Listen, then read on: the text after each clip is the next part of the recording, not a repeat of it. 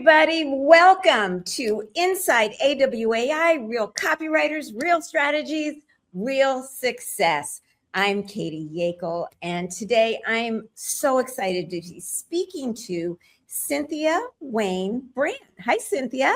Hello, Katie. So great to be with you today. For those of you who don't know Cynthia yet, she joined AWAI in 2017, attended her first boot camp that year as part of an unplanned journey of personal and professional transformation following the unexpected death of her beloved husband, Harry, in 2014. At the time of Harry's death, Cynthia, I'm talking about you like you're not here, but I just want to get this picture. Cynthia had a very successful CPA practice. She specialized in healthcare financial management for remote Alaska hospitals. Now, I mean, that is a niche. And then following Harry's death, she augmented her 30 years of professional experience with immersion in personal development and used both of those things to navigate her own crisis and resulting transformation. Cynthia captured her journey in a memoir called Song of the Cardinal, a true story of miracles and magic after heartbreaking loss. The story has won numerous book awards, has been an Amazon #1 new release and #1 bestseller several times in numerous categories. We're going to hear all about that. And now an author, keynote speaker, and advisor, Cynthia uses her wealth of knowledge and experience to fulfill her mission of inspiring individuals and organizations to leverage crisis for personal and professional transformation. So I'm so excited to be having this conversation. And also, I love this, and I find this so interesting and exciting. Cynthia is a certified trainer in the Jack Canfield Success Principles and the Canfield methodology. So, you know, Jack Canfield, he's the chicken soup for the soul genius and has created that whole brand. You know, I've gotten to know Cynthia over the last several years, and I am very excited to welcome you here today, Cynthia. Thank you so much for joining us. Thank you, Katie. It's truly an honor to be here. I'm excited for our chat today. Good. Well, I want to start by talking about this beautiful book you've written, Song of the Cardinal. Just tell us how this came about. I know it was a result of what you experienced, but how did you start actually putting pen to paper or fingers to keyboard?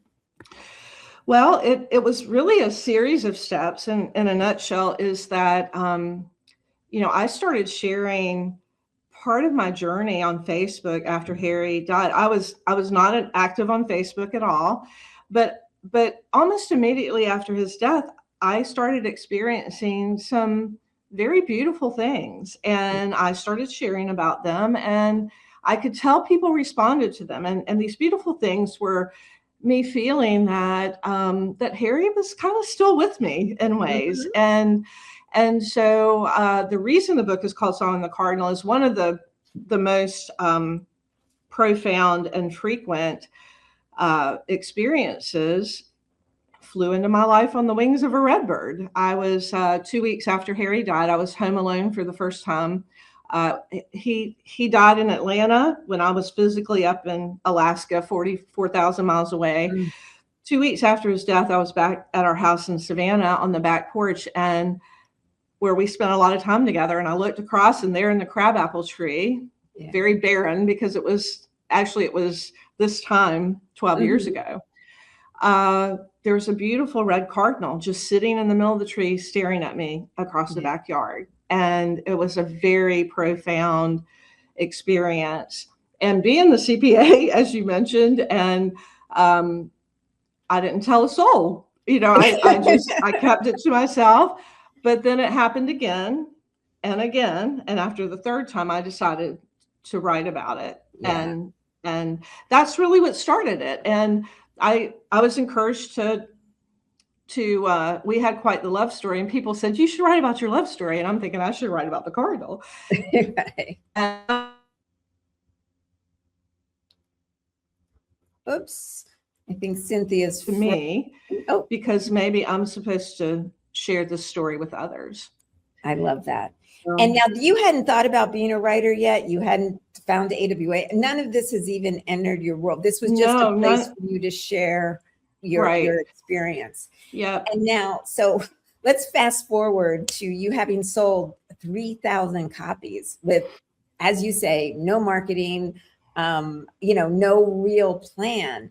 How did that happen? And I know Facebook played a big role in it. So I'd love for as much detail about that for folks that are listening that might want to follow that model.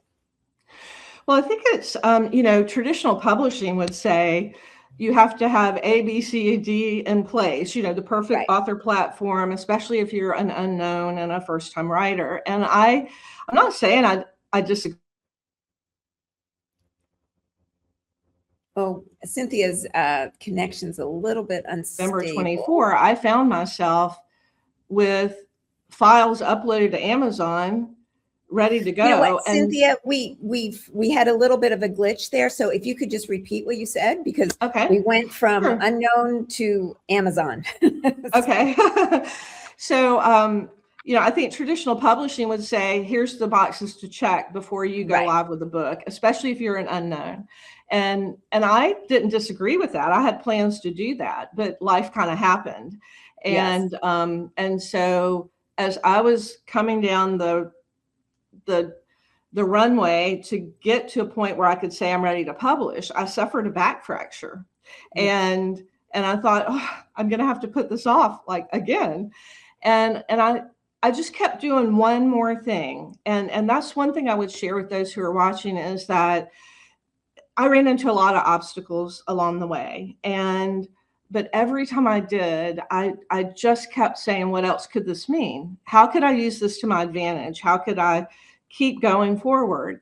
And so I had a little bit of a mailing list, but I think I would back up and say, when I decided I was going to write the book, I knew it wasn't just a one and done thing for me, that I felt like I had 9 or 10 books in me.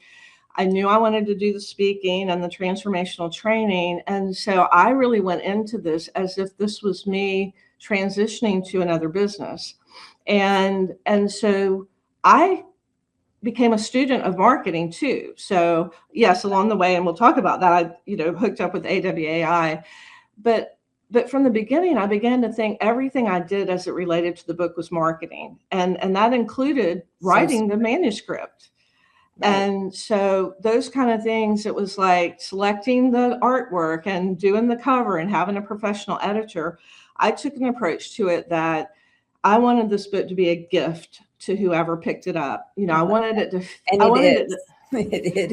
wanted it to feel good in their hands. I wanted the story to resonate. I, really took that approach. And I did hear from Jack at one point in one of the conferences, is to write from a place of love.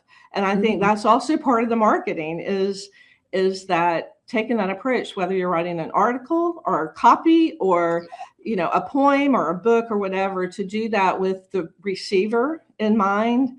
Yes. I think that comes across in the end. And I think that is part of marketing, but tactically, I did. I just want to interrupt. So how did it go from, maybe 5, 6 Facebook posts that, you started getting some positive feedback to I'm going to turn this into a book?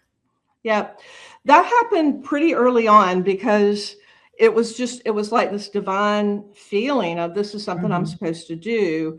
So I actually had the URL songandthecardinal.com 4 months after Harry passed away.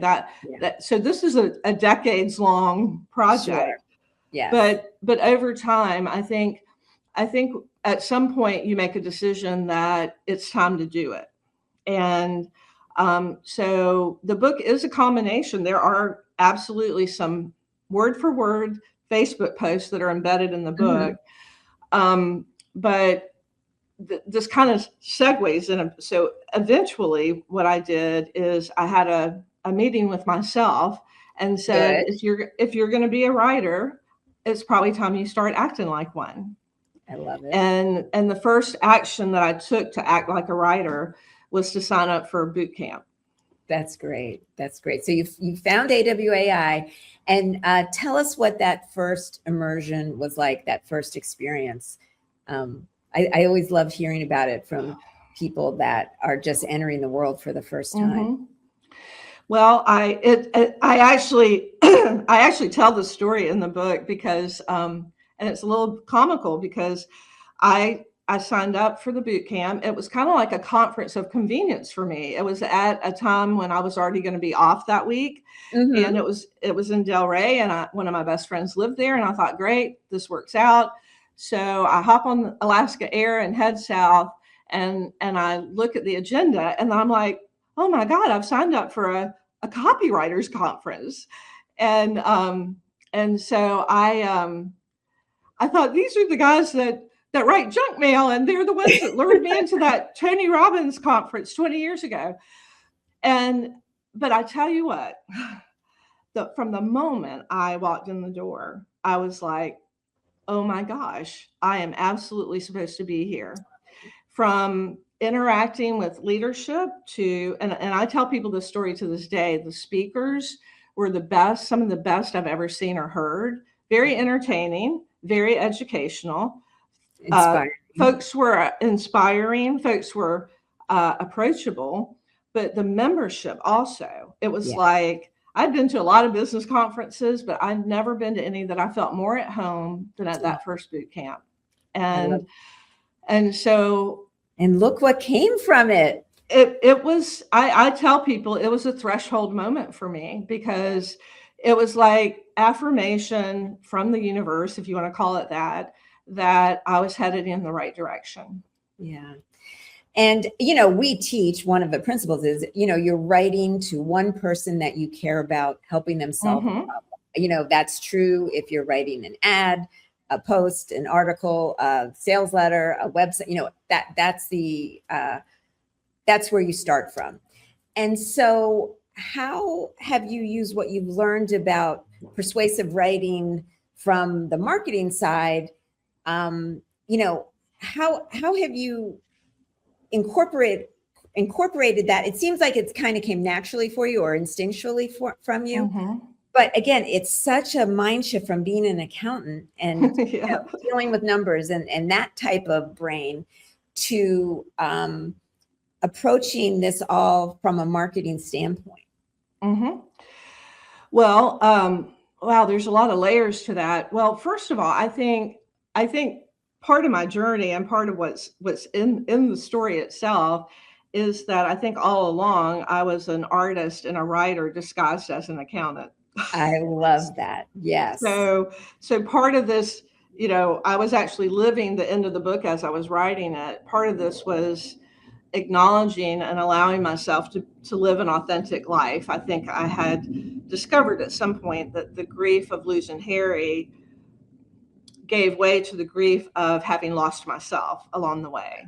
Yeah. And so there was that, I think, but also in my accounting world, it wasn't always just about debits and credits. I mean, there was actually storytelling involved, and there were presentations, and that always felt natural to me.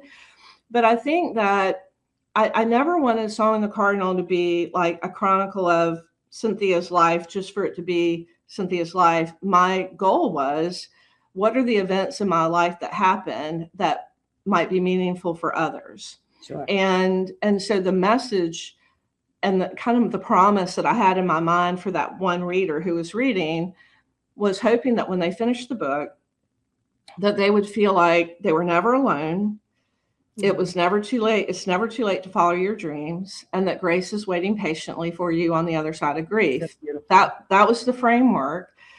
And I'm sorry to interrupt you, but I think that is a huge lesson, is how intentional you were with this. This wasn't just your journal or your diary, or you had an intention of helping people make the same kind of transformation that you had just experienced and were continuing to experience.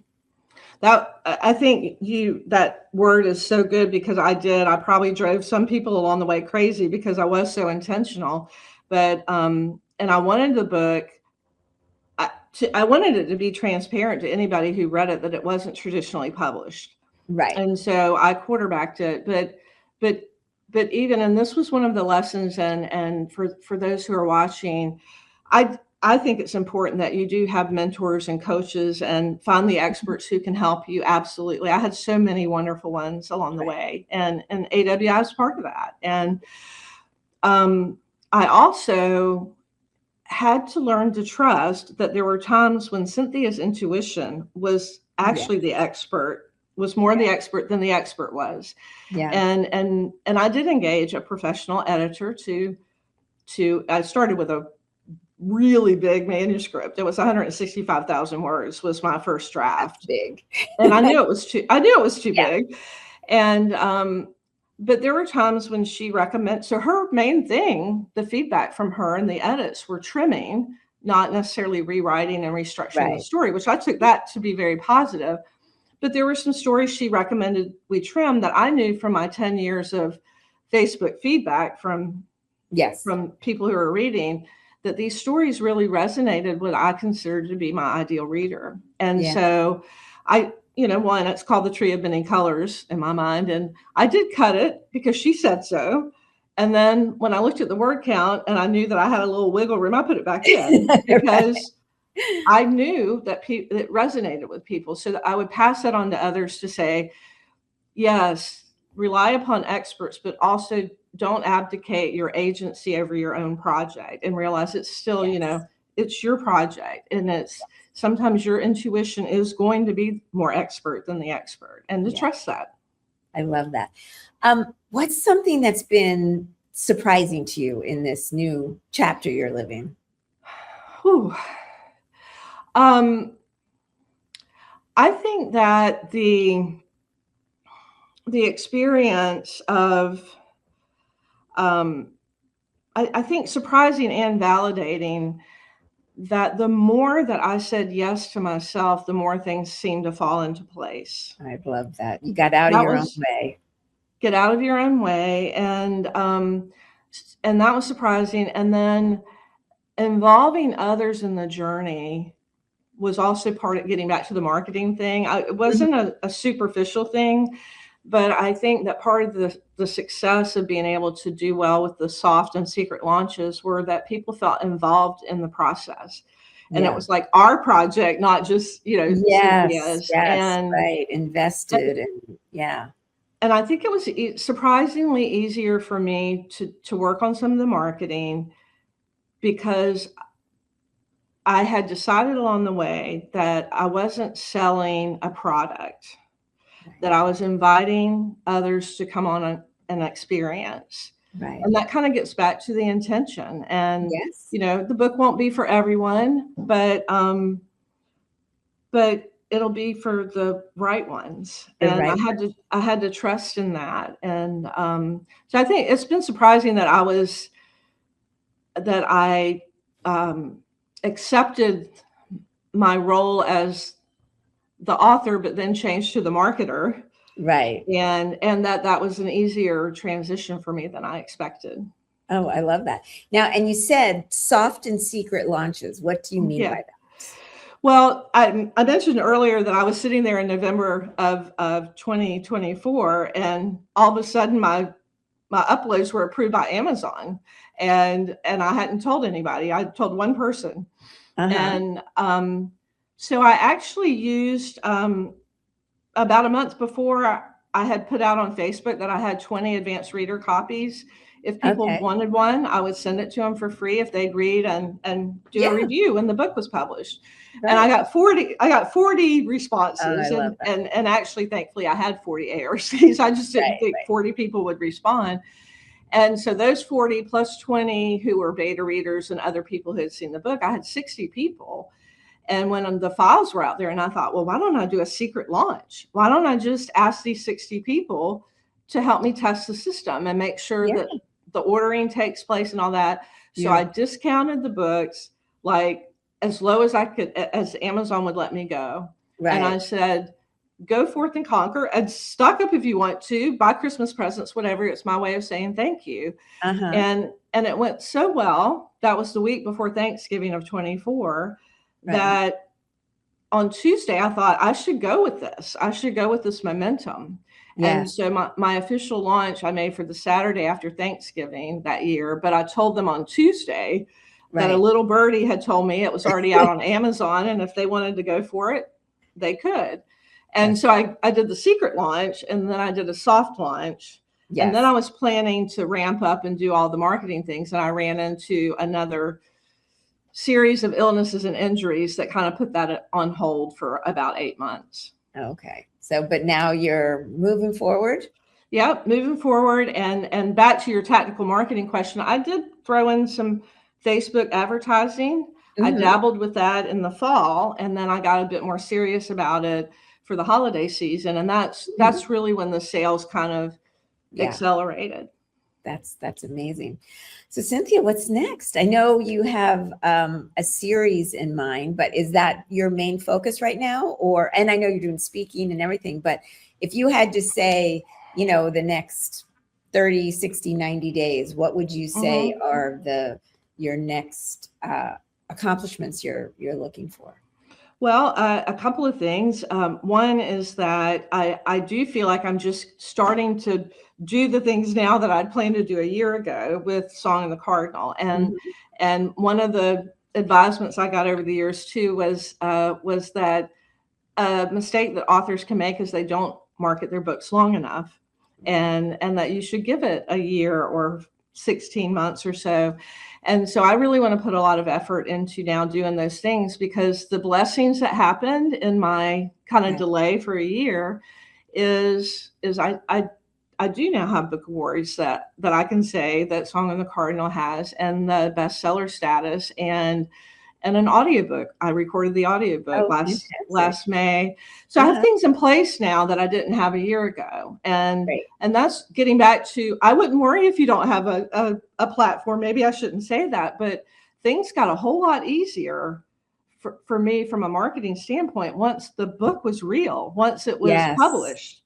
And so I'm going to focus on that. And then one of the other things I'm excited about, and I do want to tell this group, because I'm so surprised that I'm even saying this, but in the middle of publishing this book, I also recorded a music album. And it was never planned, but it was one of those things that came up. And I found that not only do I maybe have a little talent for writing a book, but songwriting is actually also now part of the mix. What's the album called? It's called, I launched it last week on the 12th anniversary of Harry's death. And the album is called Grief to Grace. Grief to Grace. Beautiful. And it's like Song and the Cardinal in music. It is kind of a musical memoir. But the thing I want this group to know is I didn't write the music. The brothers Corin did that. I did a songwriter's journey with them, and they gave me the melody, and they also titled the songs, all but two of them. I changed two titles, but the third song on the track is called The Writer in Me. Oh, and it'll have to become our anthem or something. I really believe it is, because I hope, and if somebody's listening and you don't stream music and you want to hear the song, reach out to me. I'll send it to you. But this group, AWAI, was, I always felt like I want them to know that the song is out there, because it is about the writer in us, the creator in us, and making it be okay. It's like, it's safe to come out and to be the writer. And I would love it if to share that with get the word out. Come on, AWAIers, let's shoot this up the charts or whatever. I'm not a professional singer, and I'm terrified to sing in front of others. So I did this in the cocoon of a recording booth. But it was quite a transformative experience, and a lot of healing in it. And it actually leads into and feeds another Song in the Cardinal second verse, which is going to be Finding Your Voice. Oh, beautiful. What gifts for all of us. You've given us so much already, Cynthia, but just in closing, what advice do you have for fellow writers?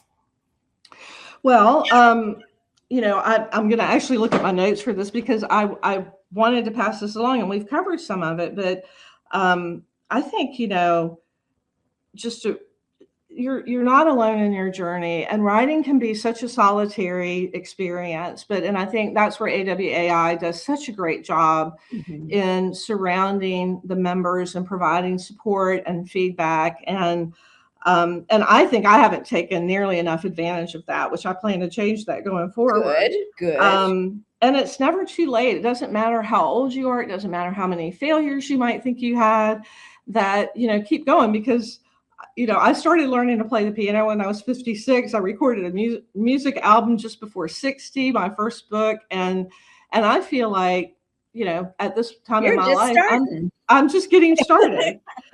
Trust your intuition,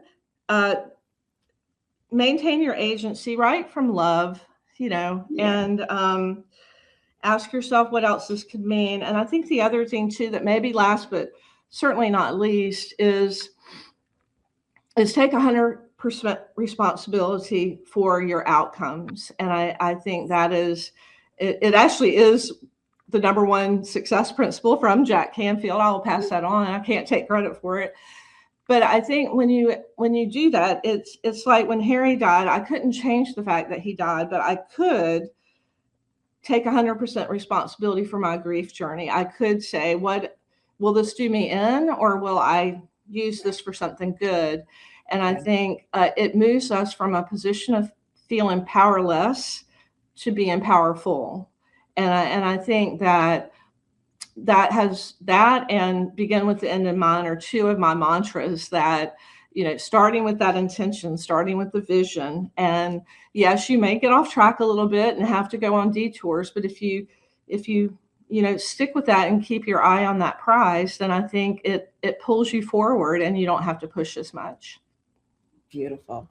Cynthia, thank you so much for sharing your journey, your journey and just your wisdom and insight. And we're so excited for you. I'm going to be spreading the word, and I hope everybody listening does the too. And I hope everybody listening just takes one thing that Cynthia shared with us today and start applying it to your transformational journey. Mm-hmm. Absolutely. And I just wish everyone the best in their own individual journeys, and just believe you can. Yep. And one of the things I'm not as good at is asking for help, but I think with AWAI, you're surrounded with people who are not only willing, but are very capable of being providing that mentorship. Yes. Well, thank you so much. And we will keep in touch. And absolutely. Thank you, everybody, for joining us today. And we'll see you next time.